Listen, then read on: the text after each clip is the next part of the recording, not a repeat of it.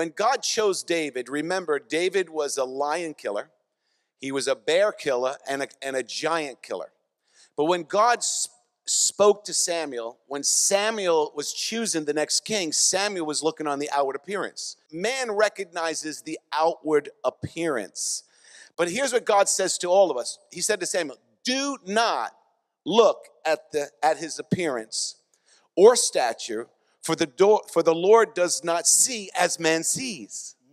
Man looks at the outer appearance, but the Lord looks at the heart. When God chose David, he didn't choose him because he killed a lion or killed a bear and knew he would kill Goliath. He chose him because David had a heart after God. What I call this is a righteous redemptive identity. And I think we all need to have a righteous redemptive identity.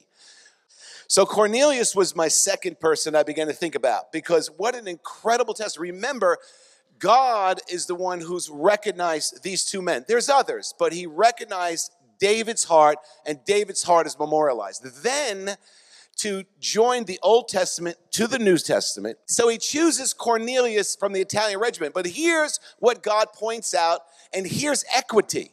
Here's the righteous influence, equity. Number one, he is a devout man.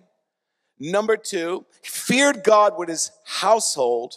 Number three, gave alms to the people. And number four, prayed to God always. You can't get a more descriptive equity or a righteous influence or a distinguished influence than that. In fact, God says that it came up to heaven as a memorial. And think how God used this. You see, when you have an equity in your heart, a righteous equity in your heart, miracles are going to follow.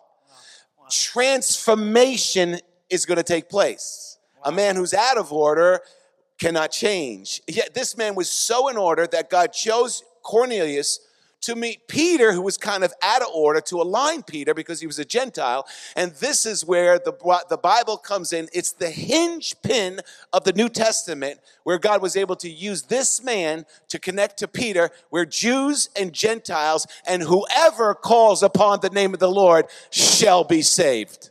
Amen. Amen?